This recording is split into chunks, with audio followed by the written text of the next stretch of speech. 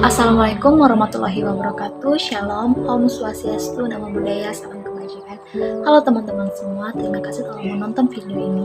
Perkenalkan, nama saya Lidi Christine Aritonang dengan NIM 1925-21590. Pada kesempatan kali ini, saya akan mempresentasikan mengenai analisis suatu kasus menggunakan metode SOAP. Nah, sebelum masuk ke analisis kasusnya, saya akan menjelaskan terlebih dahulu apa sih itu SOAP. SOAP sendiri merupakan sarana yang digunakan untuk merekam atau menyimpan informasi pasien. Nah, SOAP merupakan kepanjangan dari subjektif, objektif, assessment, dan plan. Yang pertama tadi adalah subjektif. Di dalam subjektif berisikan mengenai informasi pasien, keluhan utama pasien, dan biasanya juga diikuti dengan riwayat penyakit pasien, riwayat pengobatan pasien, informasi alergi, dan informasi-informasi pasien dianggap penting untuk proses pengobatan. Yang kedua yaitu objektif. Di dalam objektif terdapat informasi mengenai hasil pemeriksaan medis seperti pemeriksaan hasil laboratorium, pemeriksaan wawancara, dan pemeriksaan fisik. Yang ketiga yaitu asesmen atau penilaian. Nah, di dalam asesmen itu berisikan mengenai informasi mengenai obat-obatan yang digunakan oleh pasien. Biasanya di dalam asesmen sendiri itu terdapat yang namanya DRP.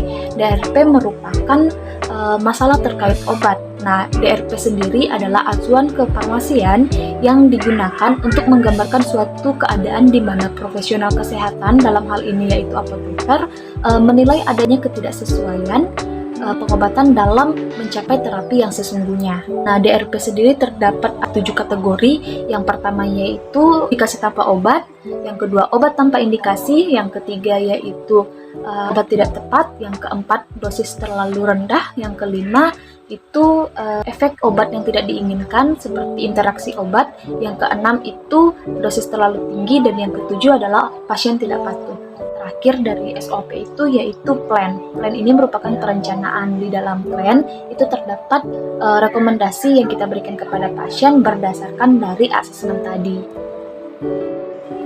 Nah, setelah selesai nih membahas tentang SOP, kita masuk ke studi kasusnya. Kasus yang saya ambil kali ini merupakan kasus dari pasien yang mengalami ansietas, lebih tepatnya gangguan kecemasan menyeluruh. Berikut kasusnya.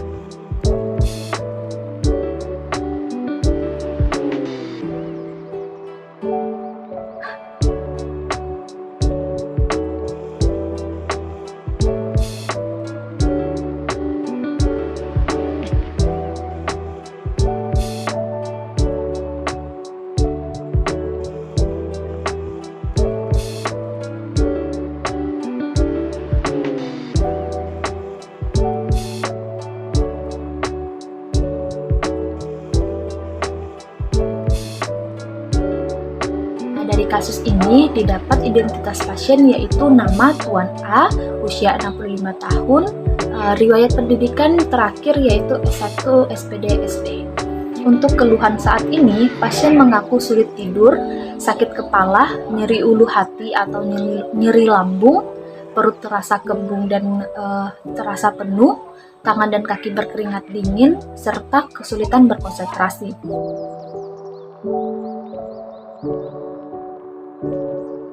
Dari hasil observasi status mental didapatkan hasil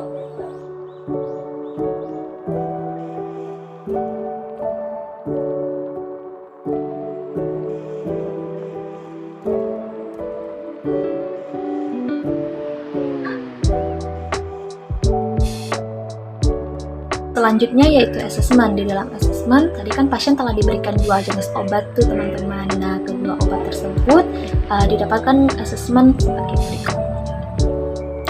Untuk terapi fluoxetine dengan dosis 1 kali 10 mg per hari, analisisnya yaitu digunakan untuk mengatasi depresi, OCD, GAD, bulimia, atau serangan panik. Sedangkan DRP-nya itu tidak ada, rekomendasinya diberikan.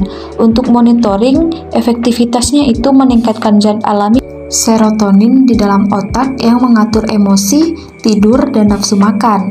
Untuk efek samping obatnya yaitu gangguan saluran cerna seperti mual, muntah, dispepsia, sakit perut, diare, dan konstipasi, reaksi hipersensitivitas, mulut kering, gugup, halusinasi, kejang, galaktorea, gangguan fungsi seksual, retensi urin, berkeringat, dan gangguan penglihatan dan pendengaran.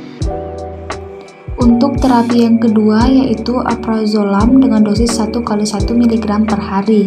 Analisisnya yaitu digunakan untuk mengatasi gangguan kecemasan dan gangguan panik. DRP-nya itu ada, itu kategori 6, di mana dosis terlalu tinggi. Untuk rekomendasinya yaitu konsultasikan ke dokter. Untuk monitoring, efektivitasnya itu meningkatkan aktivitas zat kimia alami GABA di sistem saraf pusat yang dapat menghasilkan efek tenang dan gejala gangguan kecemasan dan panik mereda. Untuk efek samping obatnya yaitu sedaktif atau rasa mengantuk, kewaspadaan menurun, kerja psikomotorik menurun, dan kemampuan kognitif atau melemah, rasa lemas, cepat lelah, dan adiktif. Yang selanjutnya yaitu plan. Nah, tadi kan di awal sudah dijelaskan tuh, plan merupakan plan berisikan rekomendasi yang kita berikan kepada pasien berdasarkan dari asesmen. Nah, tadi di asesmen terdapat satu DRP obat alprazolam, di mana terdapat DRP kategori 6, teman-teman. Kategori 6 ini termasuk dosis terlalu tinggi. Nah, di sini kan dosis awal adalah 1 kali 1. Karena pasiennya adalah lansia berusia 65 tahun, jadi dosis perlu disesuaikan, di mana dosis untuk penggunaan alprazolam pada pasien lansia itu adalah 0,5 mg per hari. Jadi, kita merekomendasikan sebaiknya penggunaan alprazolam diganti dosisnya menjadi 1 kali 0,5 mg per hari. Selain itu, kita juga menganjurkan pasien untuk melakukan kontrol 1 kali seminggu dari hari pertama dia melakukan monitoring di rumah sakit. Untuk terapi non farmakologi, kita di sini menyarankan pasien untuk melakukan psikoterapi. Nah, psikoterapi yang kita sarankan yaitu psikoterapi dalam bentuk terapi kognitif perilaku atau biasa disebut dengan CBT. Nah, yang selanjutnya kita merekomendasikan pasien untuk berolahraga secara teratur. Selanjutnya itu melakukan teknik relaksasi seperti meditasi dan yoga. Nah, itulah hasil presentasi saya mengenai analisis suatu kasus menggunakan metode SOAP. Semoga apa yang saya sampaikan bermanfaat. Terima kasih dan sampai jumpa.